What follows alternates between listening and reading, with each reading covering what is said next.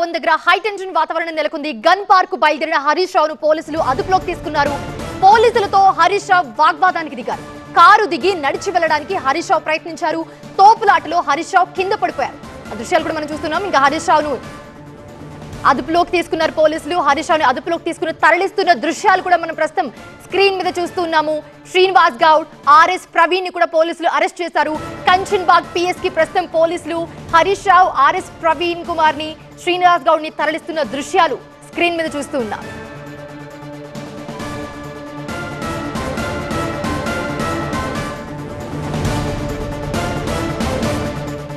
సవాళ్లు ప్రతి సవాళ్లతో దద్దరిల్లిపోయాయి తెలంగాణ పాలిటిక్స్ కి. తెలంగాణ భవన్ గన్ పార్క్ దగ్గర చర్చకు సై అంటే సై అన్నారు. ఉదయం 9:30 గన్ పార్క్ వచ్చారు మంత్రులు, ఎమ్మెల్యేలు. ఆర్ఎస్ ప్రవీణ్ కాదు, మాజీ మంత్రులు చర్చకి రావాలంటూ మంత్రులు సవాల్ విసిరారు. ఇక సవాల్ స్వీకరించి తెలంగాణ భవన్ నుంచి బయలుదేరారు హరీష్ రావు. శాంతి భద్రతల సమస్య వస్తుందని హరీష్ రావును పోలీసులు అడ్డుకున్నారు. అక్కడ కాసేపు హై టెన్షన్ వాతావరణం నెలకొంది.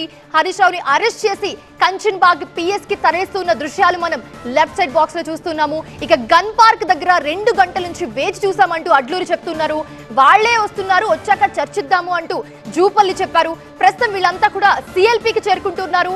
బట్ హరీష్ రావుని, ఆర్ఎస్ ప్రవీణ్ ని, శ్రీనివాస్ గౌడ్ ని మాత్రం కంచన్బాగ్ పోలీస్ స్టేషన్ కి తరలిస్తున్నారు పోలీసులు.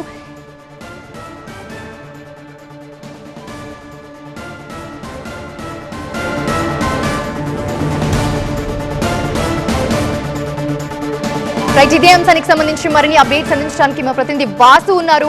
వాసు, అసలు ఏం జరుగుతుంది? ఒక పక్కనేమో హరీష్ రావుని, శ్రీనివాస్ గౌడ్ ని, ఆర్ఎస్ ప్రవీణ్ ని అరెస్ట్ చేసి తీసుకెళ్తున్నారు కంచన్బాగ్. మరో పక్క ఇటు కాంగ్రెస్ మంత్రులు, ఎమ్మెల్యేలందరూ కూడా సిఎల్పికి వచ్చాము, ఇక్కడికి రండి మాట్లాడదాము, మీరే వస్తా అన్నారు కదా అని చెప్పి క్వశ్చన్ చేస్తున్నారు. ఏంటి, ఏం జరుగుతోంది?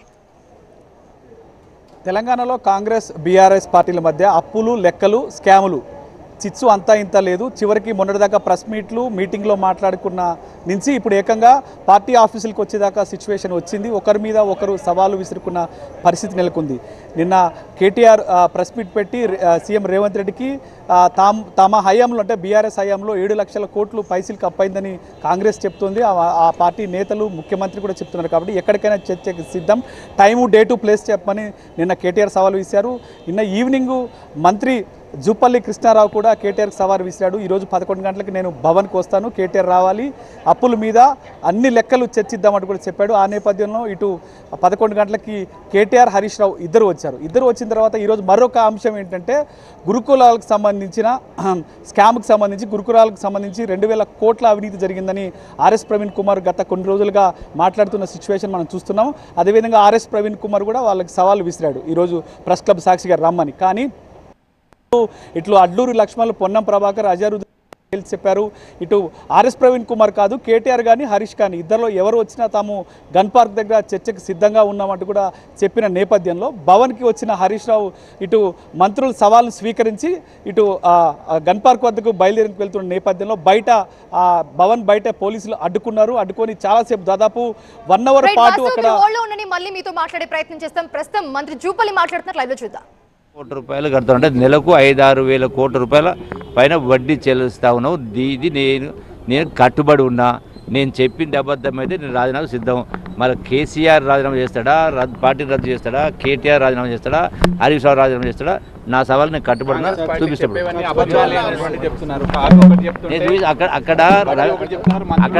అక్కడ అమరవీరుల స్థూపం కాడికి వస్తున్నా.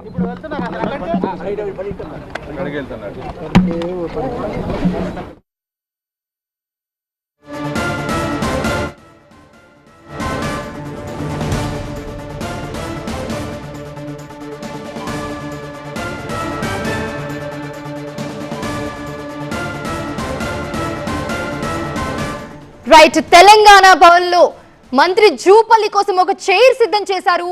చర్చకి రెడీ అని సవాల్ విసిరారు. మేము చర్చకి రెడీ, కేటీఆర్తో చర్చకి మేము సిద్ధంగా ఉన్నాము, కేటీఆర్ కూడా వస్తారు, మీరు కూడా రండి అని చెప్పి జూపల్లి కృష్ణారావు గారు అంటూ స్పెషల్లీ ఒక చైర్ మీద స్టిక్కర్ వేసి మరి అతికించి తెలంగాణ భవన్లో పెట్టిన దృశ్యాలు కూడా మనం ప్రస్తుతం స్క్రీన్ మీద చూస్తున్నాం.